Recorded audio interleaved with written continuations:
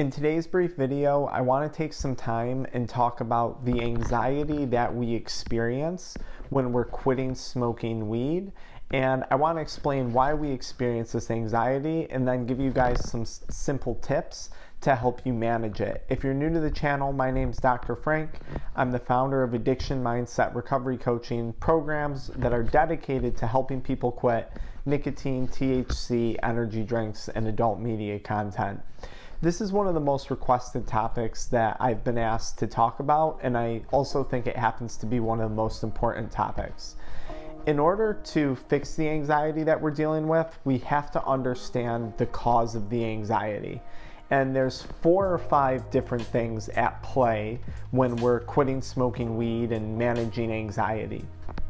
The first issue that we face is the anxiety that was there prior to smoking weed. So I know for a lot of people, myself included, we tend to self-medicate for things like depression and anxiety. And the question is, did you have pre-existing anxiety about other life circumstances prior to smoking? If so, sit tight. We're going to address those towards the end. Now, the next source of anxiety when it comes to weed or THC addiction is the anxiety that's been created from smoking.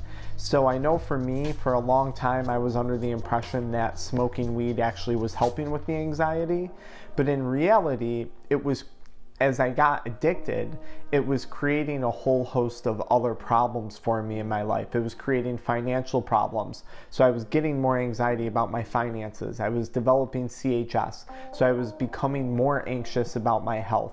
I couldn't maintain a healthy relationship with either people in my family or a significant other. So I was becoming anxious about my failing relationships. So because I became addicted to weed, the problems in my life were piling up, and that was actually just adding or compounding to the pre-existing anxiety. So is that one of the scenarios that you find yourself in?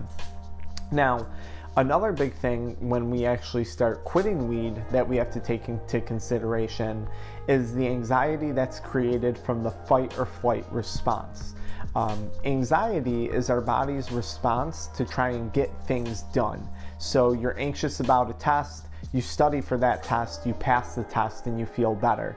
You're anxious about a job interview, you prepare for the job interview, you crush it, you get the job that you were hoping for, and you feel better. Anxiety is meant to produce results when our fight or flight central nervous system reaction kicks in. When we are quitting smoking weed, we experience cravings, and the same things happen with nicotine and alcohol.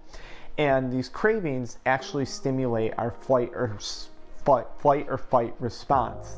So when we have an addiction, when we're addicted to something and we have a craving for it, our brain views that drug just as important as food or water or air, the basic essentials of life. And in many cases with addiction, our brain actually itemizes that drug as more important than the necessities for us to continue to survive. So when you quit and you no longer have that drug, your brain and your body thinks it's being deprived of something that's necessary for its survival. So that fight or flight response kicks in when that craving hits. Now here's the negative side about that. The only way, well, not really the only way, but one of the ways to address that is by acting on those feelings. So you're really anxious to go talk to this girl or this guy that you've been wanting to, ask to prom or ask out for a date, or, that you want to ask to marry you, and you get a lot of anxiety about it. But that anxiety, how do you get rid of it? You go ask that person out on that date, or you pop the question to get married, and they say yes or no, and that anxiety, is suddenly relieved. In our case, with addiction, it's a tough situation because the thing that would temporarily relieve that anxiety of the craving would be smoking. But then long term, it might be compounding the anxiety due to the complications of addiction, while at the same time preventing you from addressing the pre-existing sources of anxiety in your life appropriately through things like talk therapy or some other forms of stress management, whatever it may be. So how do you manage that what things can you do since you're not able to act on those cravings when it comes to addiction? Well, some really basic stuff. I think exercise is an excellent place to start. You want to take it easy on yourself when you first quit smoking weed, because a lot of times when you first quit, you're going to have some withdrawal symptoms, and it's kind of like having the flu. So you don't want to jump into it too intensely, or this might actually set you back. Exercise is a great way to burn up adrenaline and other neurotransmitters in your body that feed that anxiety. When we get anxiety, when we get a craving, we get an adrenaline rush, and we have to burn up that adrenaline. And a great way of doing that is by exercising. Now, exercise also helps your body release natural endocannabinoids, your body's own THC and CBD. And when we look at anxiety after someone quits smoking weed, we have to acknowledge that there's an imbalance that's been created throughout the endocannabinoid system. And the system is responsible for regulating sleep, appetite, and mental health, especially when it comes to your anxiety response. So we kind of want to work to heal, or rather, to heal your endocannabinoid system, and exercise is another great way of doing that.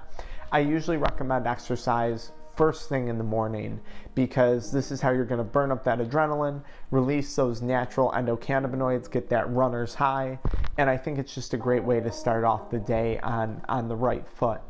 Another step that I took in reducing anxiety was completely getting rid of caffeine.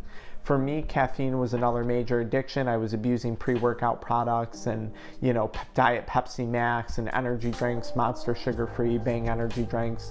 So I wanted to get rid of it for that reason. But caffeine was definitely a major source of anxiety for me. Caffeine functions by suppressing andocene, I think it's called. And andocene is a neurotransmitter that's responsible for helping you remain calm, for helping you remain relaxed.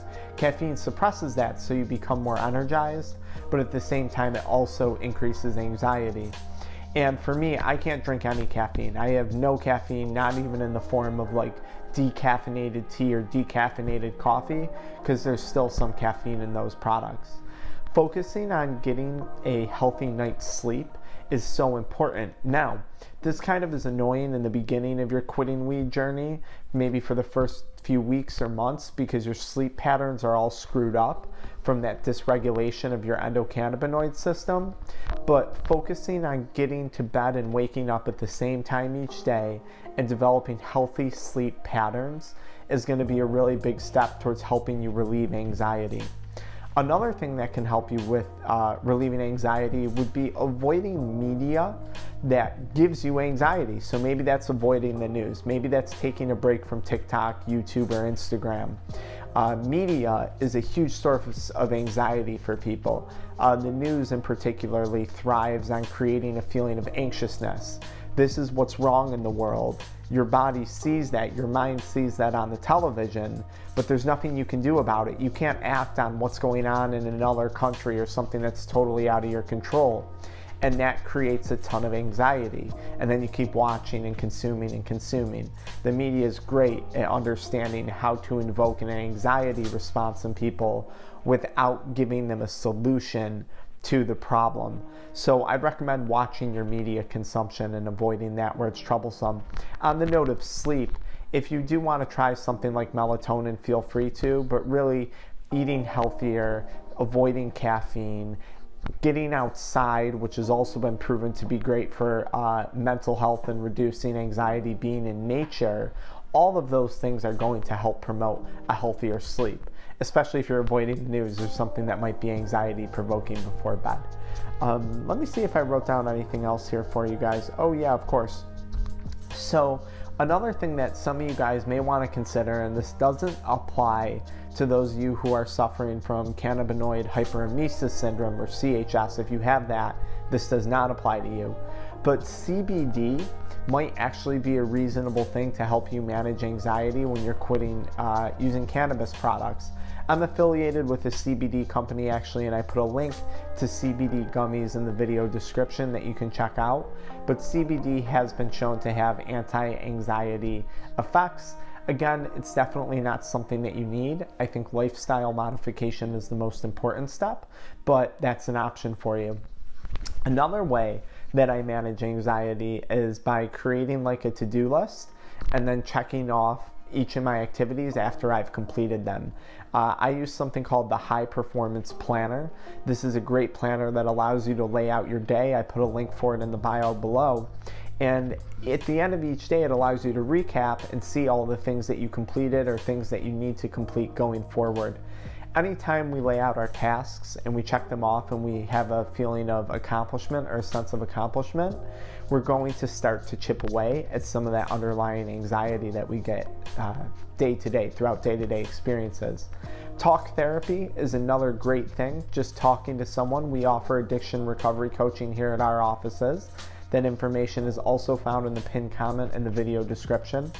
And then lastly, the book that I've promoted so many times over and over again on this channel, Why Zebras Don't Get Ulcers.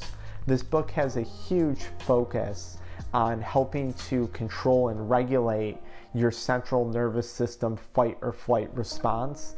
And I cannot recommend this book enough for those of you guys who are quitting using nicotine, alcohol, quitting smoking weed.